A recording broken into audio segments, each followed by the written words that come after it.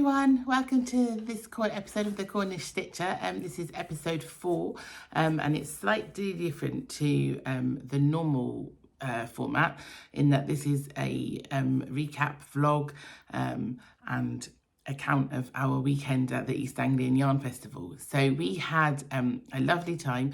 I went with my mum, my sister and her foster daughter and we had a really lovely weekend with all things yarn. We've never been to this show before. We've been to others, Yarndale, Wonderwool, etc., but never to the East Anglia one. And it was just a revelation. I think it's become very quickly our joint favourite show along with Yarndale. Very different vibe. I just loved it. It was, yeah, I find it really hard to describe why I loved it, but I really did.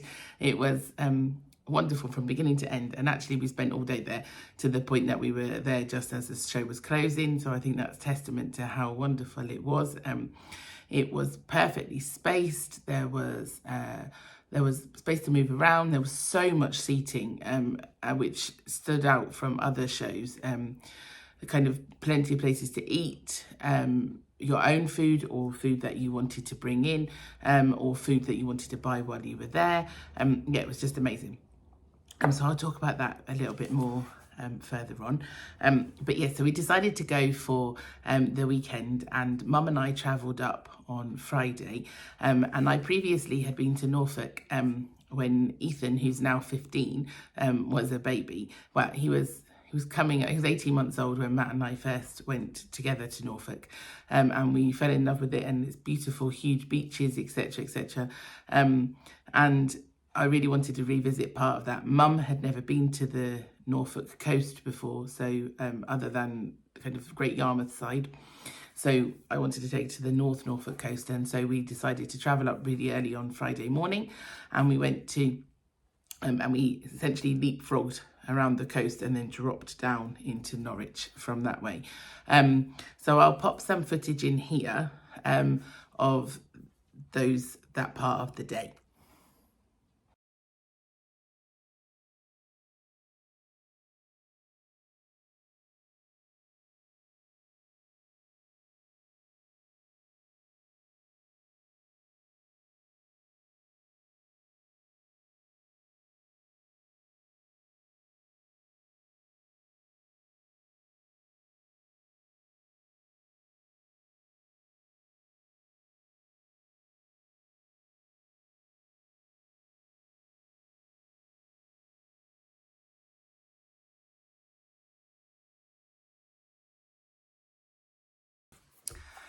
Hi, apologies if you are new here. My name's Ness, and I forgot to mention all of that at the beginning of the vlog. My name's Ness or Vanessa, and I am based in southeast Cornwall. And I'm aware that there's probably quite a few new viewers because I know that Martin at Knit365 has posted a link to this page, and so therefore and potentially I think there might be a link being added by Ali at Little Drops of Wonderful. So welcome if you're new here, welcome back if you're a returning viewer. Right, now that's all back and apologies that it wasn't at the beginning. I hope you enjoyed those views of Norfolk. It was a beautiful day, but it was bitterly cold. Typical easterly wind straight in off of the North Sea, but spectacular views, and we were really, really lucky with the sunshine. So we were really pleased with that. And then we made our way to our Airbnb, which was lovely, and I completely forgot to take any photographs of it. And it was perfectly placed. It was about 10 minutes from the showground, but right on the edge of the city. So it was really nice. Can highly recommend using Airbnb for those short stays. And we've had about 7 now over different things, and we've always had really good experiences. Yeah, so then on Saturday morning we were up and ready, and we made our way to the showground. And I was so excited. It was just fantastic. And we got there and there was a huge queue. But the queue went down really quickly and it was really easy to get in. We just showed our tickets and off we went. And yeah, and I will pop footage of the day here now.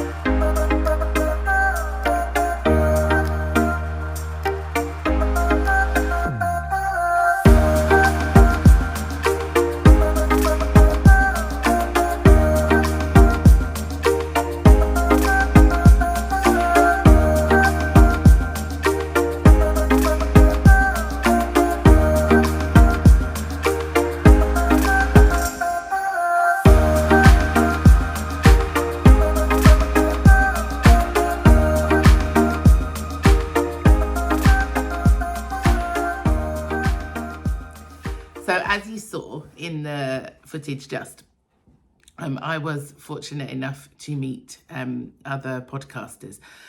Now, I had huge, and this imposter syndrome is not going anywhere anytime soon, I don't think. I have massive imposter syndrome around doing vlogs, whether they'll be good enough, etc., etc. And so I was really reluctant to go and join the podcasters. I was like, no, I've only done 3 proper podcasts and Vlogmas, which was sporadic at best. So I was really reluctant. And then my sister and my mum essentially just pushed me across and went, no, you're going. And so I went over and met all the other podcasters, and it was amazing. I had a lovely time just knitting and chatting, and Martin from Knit 365 was there. He was the perfect host. It was really good to just kind of chat. I was sat next to Belinda from Bell and Stitch, and it was reassuring because we both kind of were like, oh, we've not podcasted for very long, and although hers is amazing, and we were just a little bit nervous, I think, together. So it was just really lovely to be alongside everybody else. So we and I'll pop a list of everybody, because Martin took a list of names, so I'll pop a list down below of all the other podcasters that were there on the Saturday. And yeah, it was really, really, really nice to be able to do that, and it's something that I've not seen done at other shows, so it was really refreshing. Yes. So on to purchases. Obviously, it was a yarn show. I went with the idea that I was going to buy certain things and then deviated from that, like we always do. So I thought I would show you what I've purchased. Some have projects in mind, others just because I loved them. So I managed to get these 3 beautiful colourways. So there's this one. This one, and this grey one, tonals of grey, from Jibbyroo Yarns. So these were in the bargain section, and it was this one that I went for originally, because this I'm planning on making into some socks for Matt. So the infamous socks that have been in hibernation are now out of hibernation, and were unsalvageable. The one that's come off the needles was unsalvageable. So I've just frogged it all the way back, ripped it right the way back, and I've started again. So I'm now I've done all the toe increases, I'm now on the foot. It won't be ready for Saturday. It's Wednesday today. There's no way it's going to be ready for Saturday for his birthday. Bearing in mind these were Christmas socks that were then postponed to his birthday, and now we're postponing them again, but he will get them shortly. But this is for another pair of socks for him, because I just thought it was a perfect colour, and hoping that I might be able to get a pair for him, a shorter leg pair, and maybe a small pair out for Monty for school, because he has to wear grey. And then this one and this one, I'm not sure what I'm going to make with them, but I just love them, so I purchased those for stash. Then these 2 were from Felt Fusion, and I've got a DK weight and a 4-ply weight of the same colourway.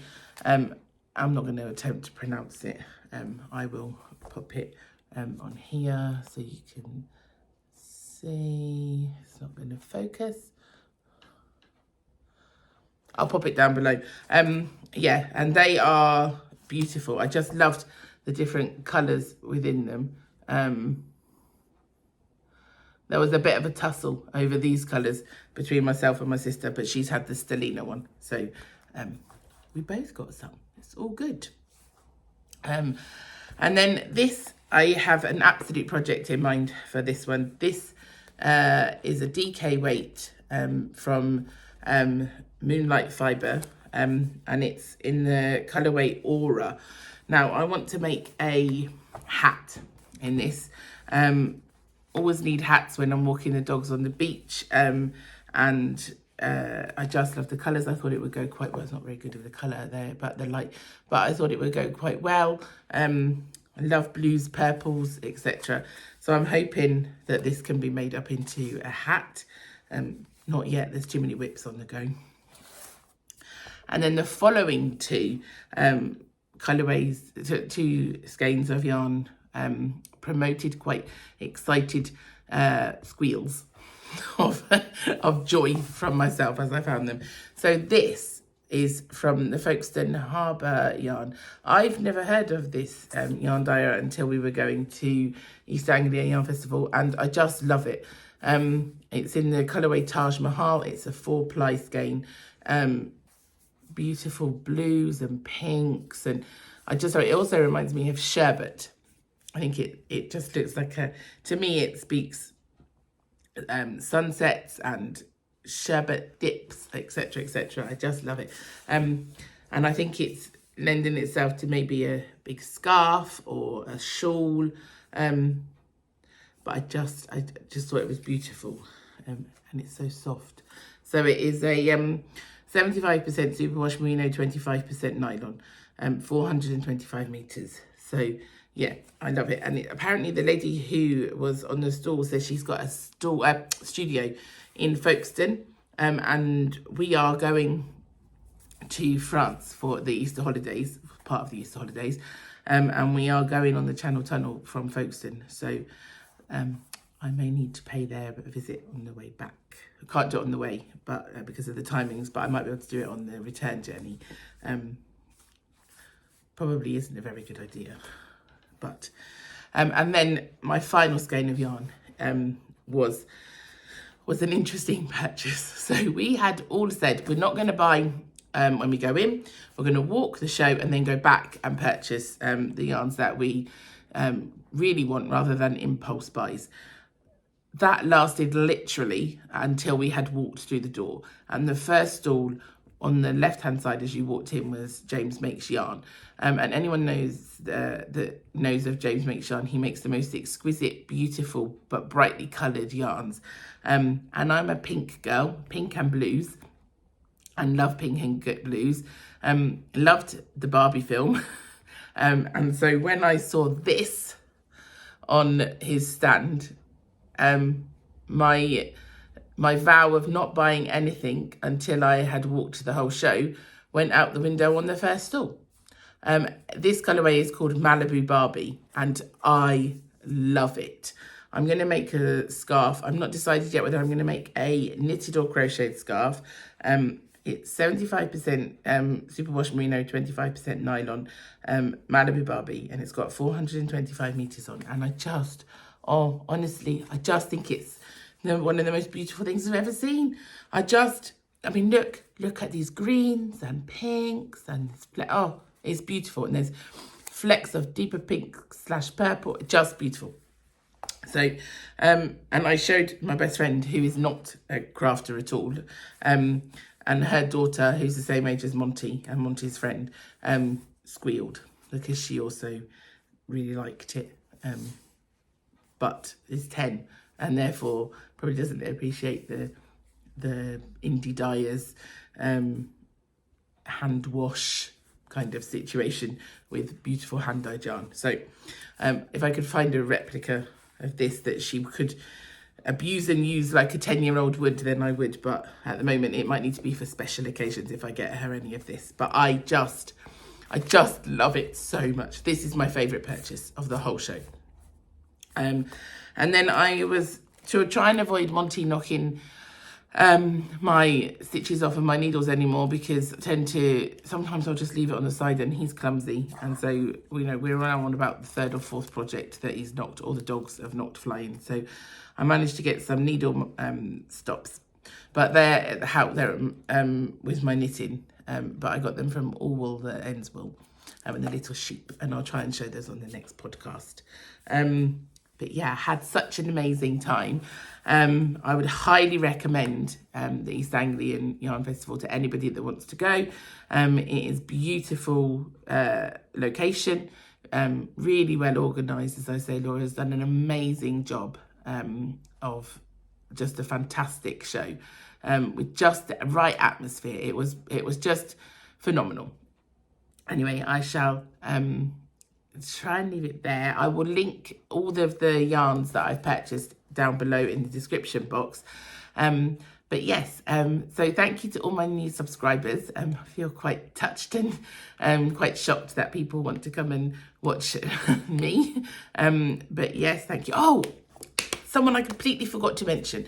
So at the show was the most phenomenal designer called Victoria Marchant. And anybody that's slightly kind of curvaceous, or actually most people who knit will find quite often that sometimes the shaping of a garment isn't quite right. If you're slightly bigger, then it's difficult to find size inclusive patterns. And Victoria has designed the most amazing range of patterns. But she had garments there that you could try on. She had explanations of how her patterns can be adapted. She's just wonderful. The poor lady was accosted by us all, who then proceeded to hug her. And so I don't think she really quite knew what had descended upon her, these crazy 4 women. But yeah, we had, it was wonderful to meet her, and I will link her down below as well. And of course we got to meet Paula. So we were, bear with me, croaky voice.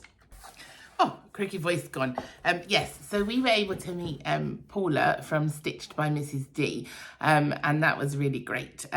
So we met Paula and James, and she brought along the most amazing, beautiful bags that she's made. And if you aren't aware of Paula from her podcast, then please go and have a look. I'll link her below. She's just phenomenal. I love Paula. And so we were super excited to go and meet her and to see all of the things that she had made and brought with her. It was her first time vendoring at the show, so I think everyone was keen to kind of go and give her a boost of confidence. So yeah, that was really lovely.